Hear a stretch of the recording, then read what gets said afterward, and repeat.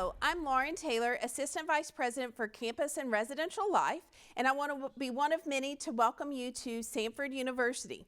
I, like you, was a transfer student many years ago, so I understand this process is a little unique for you and that you've already attended another university. And so hopefully in this session we'll go over some of those key facts you might want to know about living on campus that are unique to Samford or that you have interest in related to Samford and how things work here. I want to go over in this presentation a few things about the Residence Life Department. I'll talk to you about our goals, the Residence Life staff, the housing contract, room maintenance, the room and roommate assignment process, move-in day, and then everything else you might have a question about that does not fit neatly into these categories. The first thing for you is to pull out your legacy guide. Our information is on pages 38 through 41. It's got helpful information for you to read, follow along with, take notes in, use that journal that's been sent as well to make any notes that you may want to about residence life. The goals for residence life as it relates to transfers are twofold. One is to make sure you've got an environment students to succeed academically. We want to make sure that you are here to get an education and that the residence halls aid in that education and academic process. Secondly, students, we want to make sure that you have a sense of responsibility in the community and in the room in which you'll be living this fall. So we help educate students about what it means to be a good neighbor. If you were at a previous institution living on campus, you have some of those skills already, and we just like to add to those. Thankfully, I have help when it comes to meeting those goals. We have a great residence life staff to help assist with meeting these goals and helping you transition as a transfer student at Samford. And I'm going to talk a little bit about those staff members and focus specifically on the RA or resident assistant. So our staff is made up of several assistant directors who focus on the housing assignments, focus on facilities and being a liaison with other departments on campus. And then we also have our residence life coordinators. Those residence life coordinators are full-time staff members who live in the residence halls. They're on campus serving students each day. But the group I want to spend the most time talking about are the resident assistants or RAs.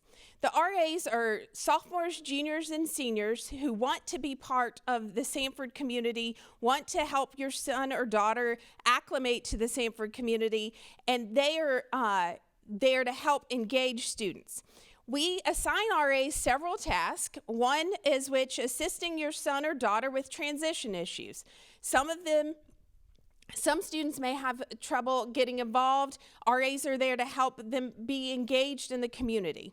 We want to also help students succeed academically, as I've mentioned, and RAs are there to know where to help get tutoring, how to help students navigate the academic process as they start their freshman year. Another thing that RAs are charged with doing is being first responders on the hall. They are there to help students should we have a fire alarm, other emergency situations. RAs are there to help guide and direct students through what they need to do with any of those situations. And finally, and probably most importantly, RAs are there to be an encourager and a supporter for your son or daughter.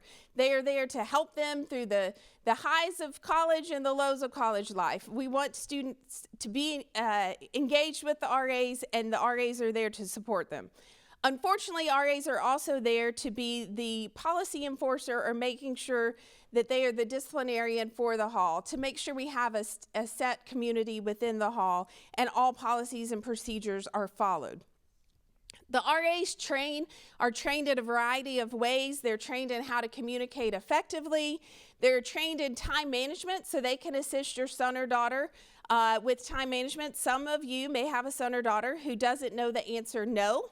And so RAs are there to say, hey, you might not need to go to Sonic at 3 in the morning.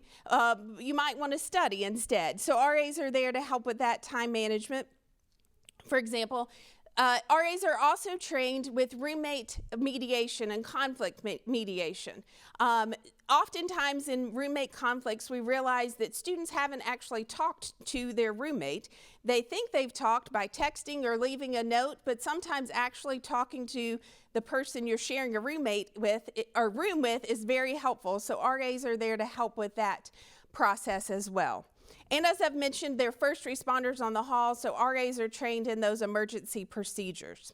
The RAs also get to have fun, provide hall activities, social programming for the hall, so that is something that your son or daughter could look forward to. The next topic that I mentioned is the housing agreement or contract. The housing agreement is done electronically, and you as a parent or guardian should have co-signed that agreement. If you have not, please reach out to Residence Life. We can check that to figure out if your son or daughter has completed that housing contract. In that housing contract, along with the student handbook, are the policies and procedures that we expect students to uphold at Samford. One thing to note is the excuse, "I didn't know," doesn't really cut it at college. Students are responsible for knowing what's in the contract and knowing what's in the handbook, so make sure your son or daughter follows all of that information and knows what they're responsible for. The next topic is residence hall maintenance. Living in a residence hall, we know that maintenance issues will come up. So students should report their room maintenance request or issues to their RA or to the area office in which they live. Work orders related to a maintenance issue are typically addressed within 48 hours. Sometimes the requests take a little longer because parts or other services are delayed. Some will take less time if it's an emergency. And believe me, no air conditioning in August in Birmingham is an emergency. So those maintenance requests will be addressed faster than 48 hours. However, it may be a temporary fix until a permanent fix can be made. Housekeeping, students are responsible for cleaning their room. So hopefully they're doing that while they're at home this summer, but they are responsible for cleaning their room. If they have a private or a suite bathroom, they are responsible for cleaning that private or suite bathroom. If a student is on a hall with a community bathroom, Samford's custodial provider takes care of cleaning the community bathrooms on a daily basis. Related to the buildings and all the property that goes into the rooms where students are living is insurance about those belongings. Samford's insurance does not cover students' personal belongings while on campus. So please make sure that you have an insurance policy either through your homeowner's insurance, a renter's insurance, or a supplemental insurance policy to cover students' belongings while they are on campus. The next section I would like to talk about is the room and roommate assignment process. For you students, if you have a roommate request, feel free to email us at reslife@samford.edu, and we will take those roommate requests from you until June 22nd. If you don't have a roommate request, that is quite all right. We can use your housing application that you've submitted to pair you up, match you up with a roommate that we best can based on your housing application. Room assignments will be emailed to you by mid-July. So transfer students can live in a variety of areas on campus. We have Central Campus, West Village, and Beeson Woods. So if you have a particular a particular building or area request, make sure you get those requests into the Residence Life office by June 22nd as well. And once again, we will email you your room assignment and roommate assignment to your Samford email address in mid-July. The next topic is the room and roommate assignment process.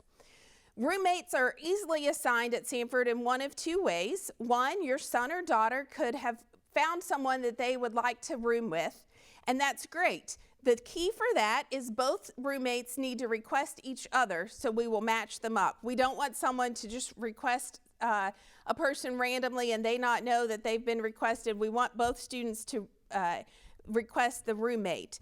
The second way to do that a roommate request is through our Residence Life housing application. I believe Samford is one of the few schools in the country that still is matching roommates by hand. Our Residence Life staff reads the housing applications. We look at likes and dislikes. We look at a variety of factors to match roommates up the best we can. So students don't need to panic if you don't have a roommate request prior to coming to campus this fall. The Residence Life staff takes great care in making sure we do match roommates the very best that we can. One deadline related to roommate request is if you have a request for a particular roommate, please email those to reslife@samford.edu by Monday, June 22nd. We need them completed by that date so we can make the room assignments and get those mailed out to you quickly. For the fall, we hope to have the room and roommate assignments emailed out by the mid-July. For this upcoming fall, females will be housed in Pittman, Vale, and Evergreen. Males will be housed in Smith and Mountain View. So students can make those requests for a particular building. We don't take room requests, but we do take building requests. Those requests also need to be emailed to reslife@samford.edu by June 22nd. While we would love for everyone to have a corner room, if you have a daughter coming to Samford, you've probably heard that term. Corner rooms are a little larger in Vale. While we'd love to offer that to everyone, we just don't have that many corner rooms on campus. And so how we do the room assignment process is based on the date the enrollment deposit was paid to the university. So with the roommate pair, we'll use the earliest enrollment deposit date to then assign rooms to students. Those deposits started coming in November all the way till May. So know there's a wide range of when deposits are paid to the university, and we use that to assign rooms.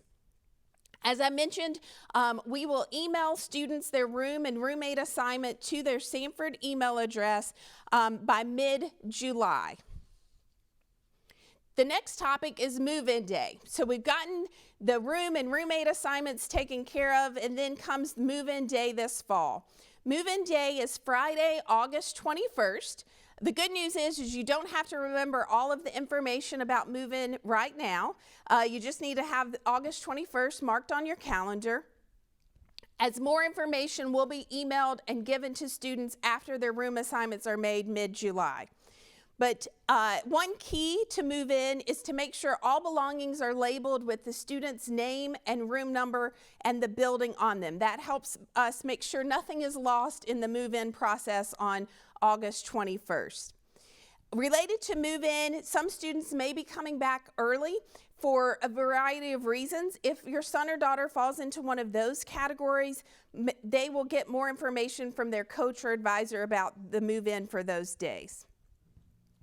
Finally, I'm to the section of the presentation where it's a lot of information that folks want to know but didn't fit nicely into another one of the categories we've already talked about. The Residence Life website has a great deal of information. Please use that. As we're doing this virtually, you can have some virtual tours of residence hall rooms online. There are floor plans. A lot of helpful measurements are available there. The beds in the residence halls are what we call junior lofted, meaning about 30 inches high. So the dresser fits underneath the bed when your son or daughter moves into the room. If you would like to have an additional loft, you may do that.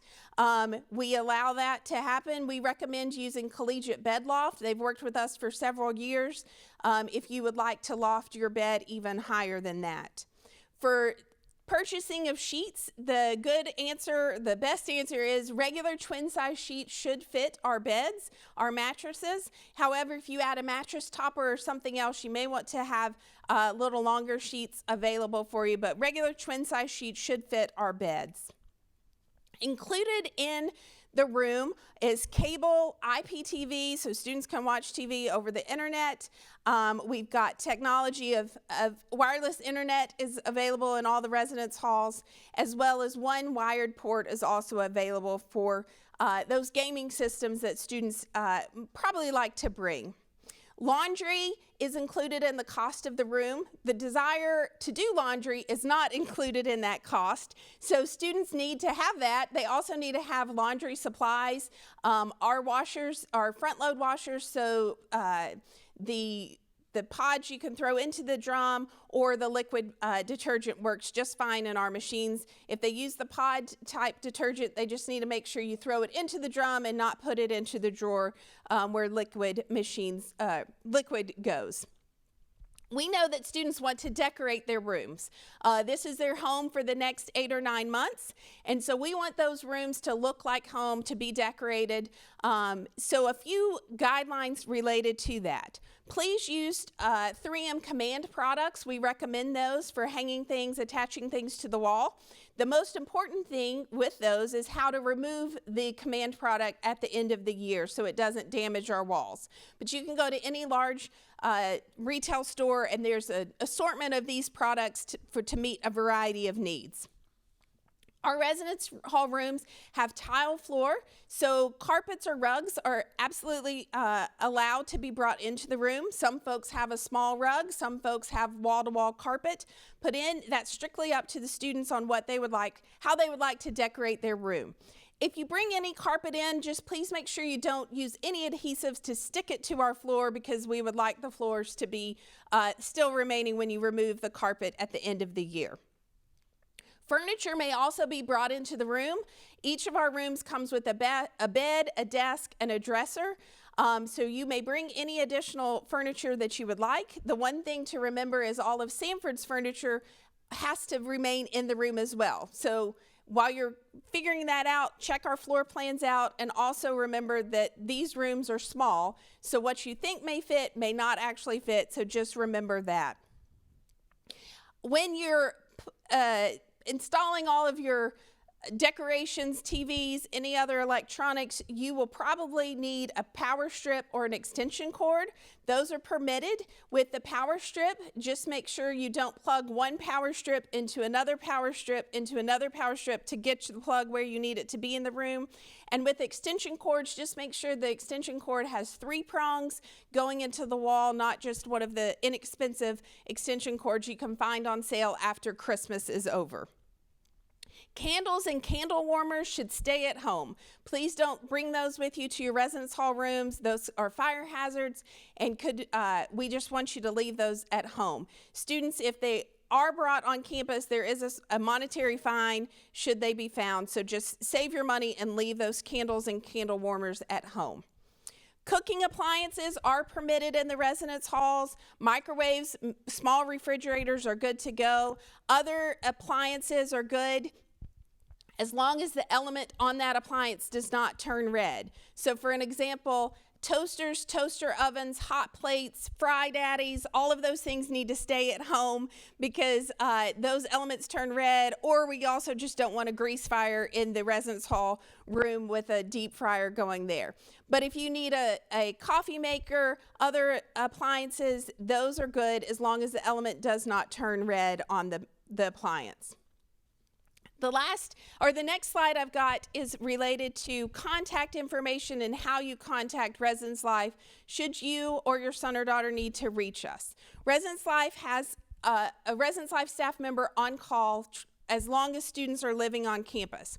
So the Residence Life on-call phone number is 205-726-2030. Once again, the Residence Life on call is there when students are on campus. They're there to help students, whether it's with a lockout or a student just needs some other help, have them call Residence Life on call. In addition, public safety is on campus 24 hours a day, 365 days a year. Their phone number is 205-726-2020. They are there to assist in any emergency that your son or daughter or you may need to get in contact with. And the last number I like to talk about is the Hub, or our information center. The Hub is located in the University Center. Their phone number is 205-726-2030.